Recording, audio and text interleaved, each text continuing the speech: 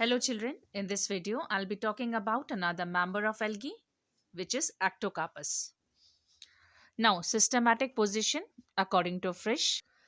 Division Thallophyta, subdivision Algae, class Phaeophyceae, order Ectocarpales, family Ectocarpaceae, genus Ectocarpus. According to Smith, division Phaeophyta, class Isogeneratinae, order Ectocarpales, family Ectocarpaceae and genus Ectocarpus. Occurrence प्राप्ति स्थान Ectocarpus विश्वव्यापी होता है और सभी स्थानों पे पाया जाता है, पर मुख्य तौर पे ये ठंडे जगह पे पाया जाता है जैसे पोलर रीजन्स। ये एक मैराइन एल्गा है। इसके अलावा इसकी कुछ स्पीशीज फ्रेश वाटर में भी पाई जाती है। कुछ मेंबर्स एपिफाइट होते हैं और कुछ रॉक्स पे भी पाए जाते हैं। कुछ स्पीशीज एपिजॉइक अर्थात बॉडी के ऊपर पाई जाती है या फिर एंडोफाइट अर्थात प्लांट के अंदर निवास भी करती है। इंपॉर्टेंट स्पीशीज जैसे कि Ectocarpus deformans, Ectocarpus coniferus, Ectocarpus siliculosus and Ectocarpus secundus. This is the typical thallus of Ectocarpus. Thallus heterotrichous होता है, straight व erect system दोनों दर्शाता है। This is the prostate system जो रूट जैसा नजर आ रहा है। इसकी ब्रांचेस हॉरिजॉन्टली फैली होती हैं और ये बियर करती हैं राइजोइड्स या हैप्टेरॉन से जुड़ा रहता है। इरेक्ट सिस्टम में इरेक्ट ब्रांचेस हैं जो कि इरेगुलरली ब्रांच्ड होता है। सिस्टम यूनिसीडेड रोज बनाता है सेल्स की। इसकी लेटरल ब्रांचेस बियर करती है स्पोरेंजिया।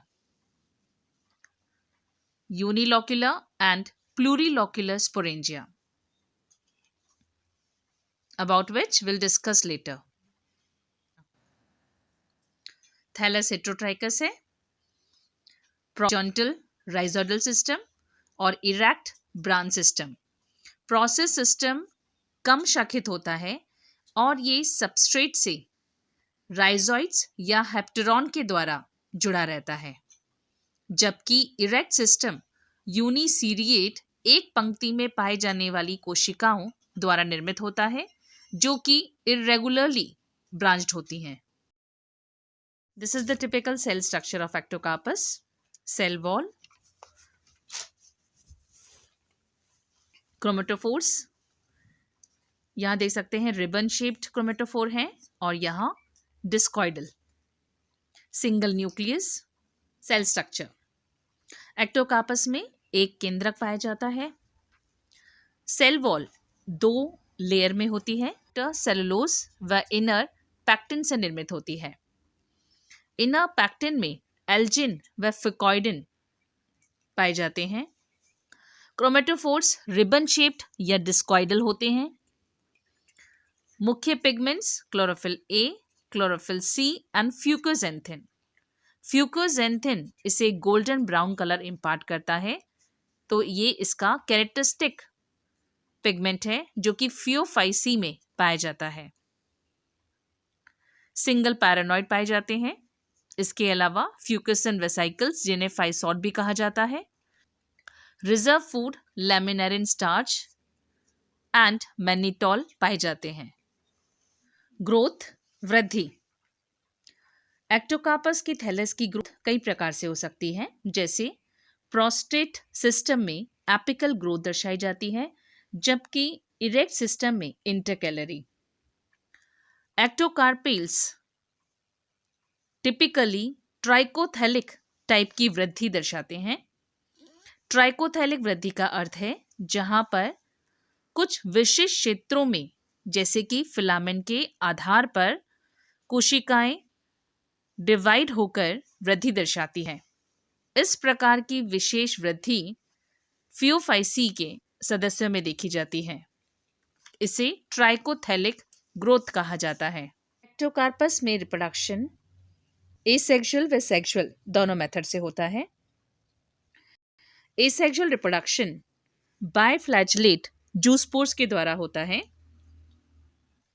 यह एक डिप्लॉयड प्लांट है जिस पर दो प्रकार की स्पोरेंजिया लगते हैं, यूनिलोक्युलर स्पोरेंजिया एंड प्लूरिलोक्युलर स्पोरेंजिया। कुछ स्पीशीज में दोनों प्रकार की स्पोरेंजिया एक ही प्लांट, कुछ में अलग अलग प्लांट पर। यूनिलोक्युलर स्पोरेंजिया हैप्लॉइड जूस्पोर्स उत्पन्न करते हैं, जबकि प्लूरिलोक्युलर स्पोरेंजिया डिप्लॉयड जूस्पोर्स निर्मित करते हैं। स्पोरेंजिया में केवल एक चैम्बर होता है जो कि मल्टी न्यूक्लिएट होगा। इस मल्टी न्यूक्लिएट स्पोरेंजिया में न्यूमरस जूस्पोर्स बनेंगे। ये जूस्पोर्स हैप्लॉइड प्रकार के होते हैं, जबकि प्लूरिलोक्युलर स्पोरेंजिया मल्टीलोक्युलर होता है, अर्थात मल्टी चैम्बर्ड। चैम्बर से एक डिप्लॉयड जूस्पोर्स निर्मित होता है। यूनिलोक्युलर स्पोरेंजिया, जैसे कि नाम से ही स्पष्ट है, वह स्पोरेंजियम में केवल एक ही चैम्बर पाया जाता है। यूनि अर्थात single and locule stand for chamber. ये स्पोरेंजिया ब्रांचलेट्स के टिप पर विकसित होती हैं। ब्रांचलेट की शीर्ष कोशिका साइज में वृद्धि करती है, इसे स्पोरेंजियल इनिशियल बोला जाता है। पहला डिवीजन डिप्लॉयड न्यूक्लियस में मियोटिक होता है। इसके बाद सक्सेसिवली माइटोटिक डिविजन्स होते हैं और इससे 32 से 64 हैप्लॉइड हैं। क्योंकि यहाँ किसी भी प्रकार की वॉल फॉर्मेशन नहीं होती, इसलिए स्पोरेंजियम यूनिलोक्युलर रह जाता है। इस स्पोरेंजियम का प्रोटोप्लाज्म जितने न्यूक्लियस होते हैं, अर्थात 32 या 64 के अनुसार, उतने सेगमेंट्स में बढ़ जाता है। प्रत्येक न्यूक्लियस के चारों ओर प्रोटोप्लाज्म एकत्र हो जाता है और ये जूस्पोर में मॉडिफाई हो जाता है। प्रत्येक भाग से एक पायरिफॉर्म यूनिन्यूक्लिएट जूस्पोर विकसित होता है। इस जूस्पोर में एक क्रोमेटोफोर और आई स्पॉट पाए जाते हैं। इस जूस्पोर में लगने वाले फ्लैजेला लेटरली होते हैं, जो कि असमान होते हैं। एंटीरियर वाला लंबा व टेंसल प्रकार का होता है, जबकि पूर्व वाला छोटा और विप्लश प्रकार का होता है।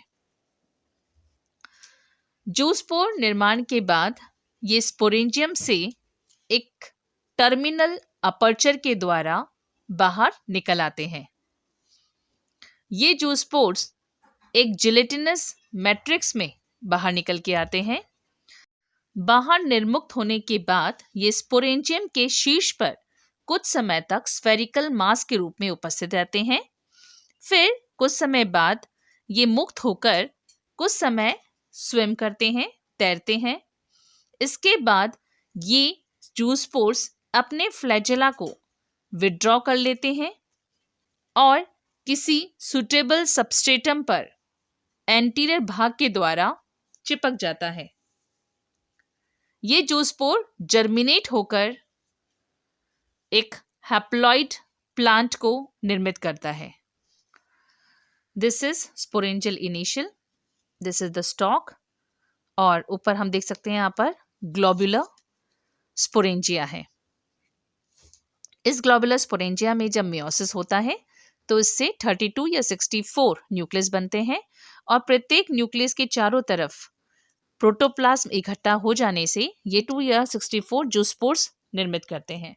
प्रत्येक जूस्पोर पायरिफॉर्म यानी कि पियर शेप का होता है, जिसमें एंटीरियर टेंसल प्रकार का फ्लैजेला और पोस्टीरियर छोटा विप्लश प्रकार का फ्लैजेला पाया जाता है। फ्ला को ये विड्रॉ कर लेता है और इसका एंटीरियर भाग सबस्ट्रेटम पर अटैच हो जाता है और ये शीघ्र ही जर्मिनेट करके एक फिलामेंटस स्ट्रक्चर निर्मित करता है और ये हैप्लॉइड प्लांट बन जाता है। किला या न्यूट्रल स्पोरेंजिया। जिस तरह का निर्माण होता है, ठीक उसी प्रकार डिप्लॉयड प्लांट की ब्रांचलेट्स पर की शीर्ष कोशिका प्लूरिलोक्युलर स्पोरेंजिया विकसित करती है। ब्रांचलेट की शीर्ष कोशिका स्पोरेंजियल इनिशियल साइज में वृद्धि करती है और गोलाकार हो जाती है। इसमें कई क्रोमेटोफोर्स एकत्र हो जाते हैं। स्पोरेंजियल इनिशियल में कई ट्रांसफर डिविजन्स व वर्टिकल, जिससे कई रोज बन जाती है चैम्बर्स की, इसलिए इसे प्लूरिलोक्युलर स्पोरेंजिया कहा जाता है। प्रत्येक प्लूरिलोक्युलर स्पोरेंजिया के चैम्बर में पाए जाने वाला diploid uninucleate cell single biflagellate zoospore निर्मित करता है। ये मैच्योर जूस्पोर्स स्पोरेंजियम से टर्मिनल या लेटरल अपर्चर के द्वारा रिलीज हो जाते हैं। कुछ समय तक तैरने के बाद ये जर्मिनेट कर डिप्लॉइड एसेक्सुअल प्लांट बनाते हैं। इसका अर्थ ये हुआ कि यूनिलोक्युलर स्पोरेंजिया से हैप्लॉइड प्लांट निर्मित होता है, जबकि प्लूरिलोक्युलर स्पोरेंजिया हमेशा diploid plant that is sporophyte ही निर्मित करता है। प्लूरिलोक्युलर स्पोरेंजिया में निर्मित डिप्लॉइड जूस्पोर्स के द्वारा एक स्पोरोफिटिक प्लांट बनता है, जिस पर मैचुरेशन होने पर यूनिलोक्युलर व प्लूरिलोक्युलर दोनों प्रकार के स्पोरेंजिया विकसित होते हैं। इस प्रकार डिप्लॉइड जूस्पोर सदैव स्पोरोफाइट के मल्टीप्लिकेशन में सहयोग करता है। इनका ऑल्टरनेशन ऑफ जनरेशन में कोई योगदान नहीं होता। लेटरल ब्रांचलेट की शीर्ष सेल पर स्पोरेंजियल इनिशियल विकसित होता है। ये ट्रांसफर डिवीजन के द्वारा 6 से 12 सेल्ड फिलामेंट निर्मित करता है। इन सेल्स में फिर ट्रांसफर डिवीजन और वर्टिकल डिवीजन होने से ये मल्टी चैम्बर्ड या मल्टीलोक्युलर हो जाता है।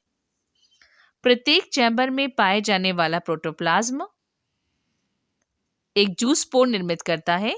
ये जूस्पोर ठीक उसी प्रकार का होता है जिस प्रकार से यूनिलोक्युलेंजिया में जूस्पोर पाया जाता है। Pyriform uninucleate with anterior tinsel and posterior whiplash flagella. ये जूस्पोर निर्मित होने के बाद एपिकल अपर्चर या लेटरल अपर्चर के द्वारा बाहर रिलीज हो जाते हैं। इन जूस्पोर के जर्मिनेशन से डिप्लॉइड प्लांट पुनः विकसित हो जाता है। इस प्रकार ये कहा जा सकता है कि एक स्पोरोफाइट पर 2 प्रकार की स्पोरेंजिया विकसित हैं, यूनिलोक्युलर व प्लूरिलोक्युलर स्पोरेंजिया। यूनिलोक्युलर स्पोरेंजिया में मेयोसिस हो जाने से हैप्लॉइड स्पोर्स एंड जूस्पोर्स बनते हैं, जो haploid plant N plant gametophyte विकसित करता है, जबकि प्लूरिलोक्युलर स्पोरेंजिया में माइटोटिक डिवीजन के फलस्वरूप निर्मित होने वाले जूस्पोर्स डिप्लॉइड होते हैं। इसलिए इससे पुनः स्पोरोफिटिक प्लांट प्रोड्यूस होता है। अर्थात यूनिलोक्युलर स्पोरेंजिया ऑल्टरनेशन ऑफ जनरेशन में पार्टिसिपेट करता है, जबकि प्लूरिलोक्युलर स्पोरेंजिया द्वारा केवल स्पोरोफाइट का मल्टीप्लिकेशन किया जाता है। So in this video, we have studied the systematic position of ectocarpus, occurrence, thallus structure,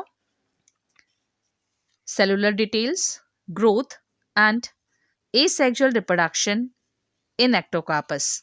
In the next video, I'll be discussing sexual reproduction in ectocarpus.